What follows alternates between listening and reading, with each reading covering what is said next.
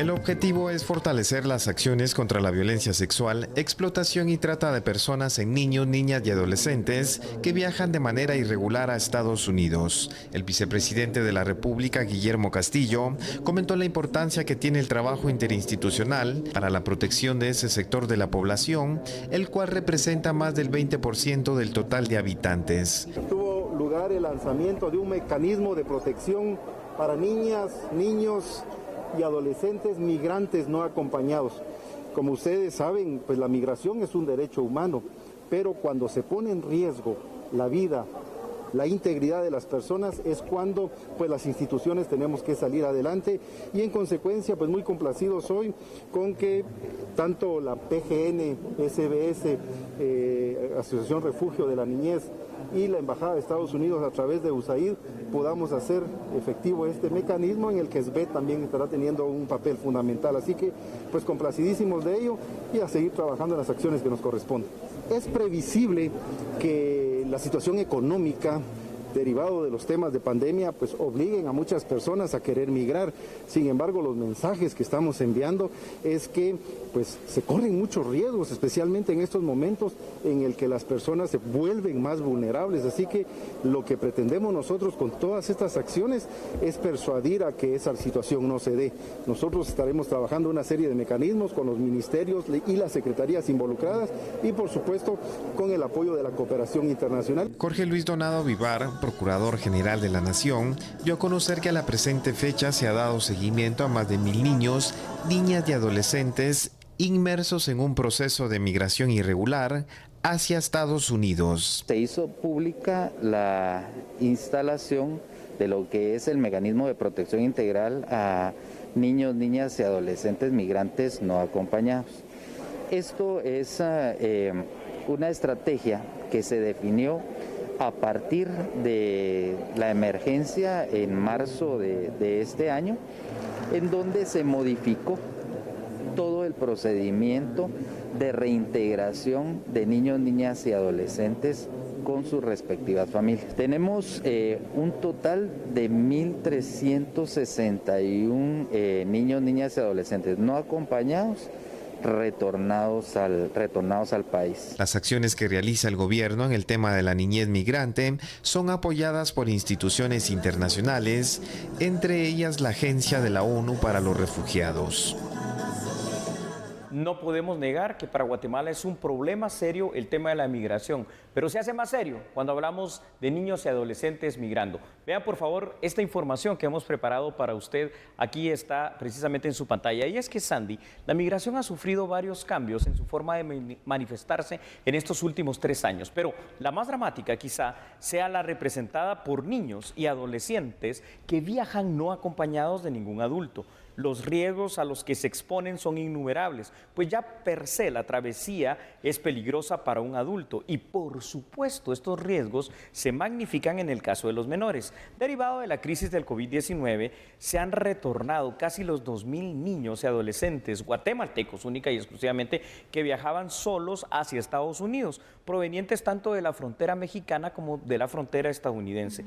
Por su parte, la embajada estadounidense acreditada en Guatemala manifestó que la recomendación sigue siendo no tratar de migrar ilegalmente hacia Estados Unidos, no solo por el peligro habitual, sino que también por el tema de la pandemia del COVID-19. Ahora, esto tiene mucho sentido, pero ante la situación de pobreza, ante la situación de falta de oportunidades, ¿cómo convencer de esto a nuestra población?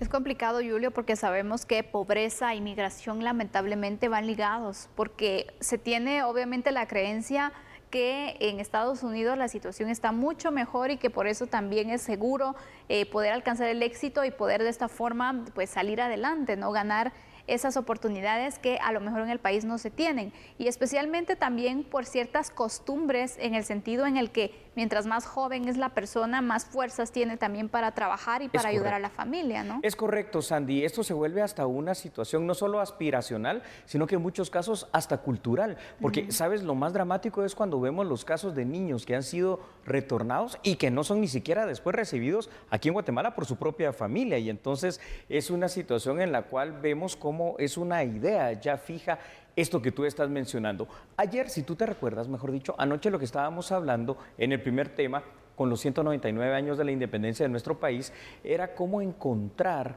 lo que hace falta para construir de nuestra Guatemala ese país grande, próspero y que todos necesitamos y queremos. Y hablábamos del tema de la reconciliación como tal. Hay que reconciliar muchos temas pendientes que quedaron derivados productos del conflicto armado interno, y uno de esos graves problemas estructurales de la sociedad guatemalteca se ve reflejado en este derecho humano que se está volviendo una crisis humanitaria. Me refiero a la migración. Así es, Julio, y por eso va a ser muy importante también que las autoridades puedan desarrollar esos programas de ayuda, Julio, de ver la manera también de ir reactivando la economía, de ir creando fuentes de trabajo, de buscar oportunidades, especialmente para sectores como la juventud, porque es un gran número de jóvenes que migran año con año, y ahora ante esta situación seguramente se va a disparar el número de migraciones en jóvenes. Estamos precisamente llegando a esa situación.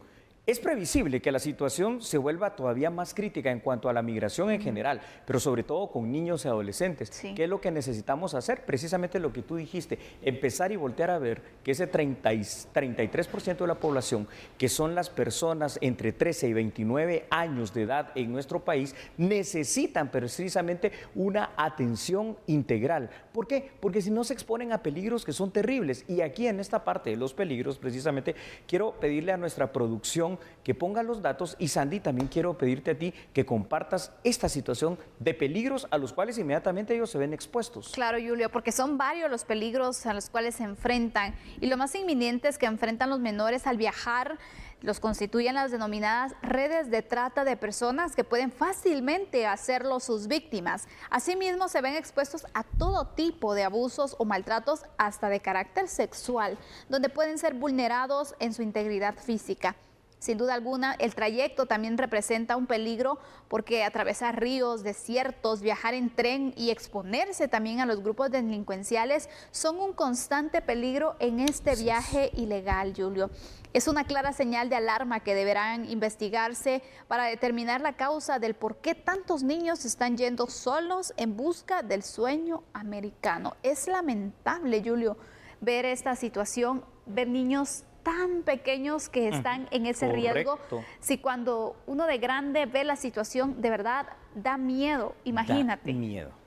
¿Qué tan desesperado tienes que estar como ser humano a esa corta edad? ¿Qué tan desesperado tienes que estar como núcleo familiar para decir tú como mamá, como papá, bueno, pues ve, hijo, ve y encuentra un mejor futuro, porque aquí no tenemos ni siquiera para comer, ni para vestirte, ni para educarte, ni para nada? ¿Qué tanta es la situación terrible que no queremos ver, que pasa por la desatención a este grupo tan importante de la sociedad guatemalteca? Es decir, si queremos realmente que la situación de la migración en menores, en adolescentes, en adultos cambie, tenemos que crear lo que tú decías al principio: cómo generar esas fuentes de oportunidad, de empleo, de trabajo, de inversión aquí en Guatemala. Y solo hay una forma: atraer a inversores que vengan de otro país para que se abran aquí las fábricas, tecnificar a nuestra gente. En el interior de la República, por ejemplo, hablar del tema del cooperativismo. En el interior de la República, por ejemplo, venir y hablar de que personas que han estado precisamente en Estados Unidos y que han sido repatriados y retornados pueden instalarse call centers también allá en esos lugares, y con los niños específicamente, que cada niño que nazca. Por cierto, te digo, cada 10 minutos que estamos en el programa La Medida, están naciendo 2 nuevos guatemaltecos, así es nuestra tasa de natalidad. Pues tengan de verdad asegurado la educación, la salud y un mejor futuro en nuestro país.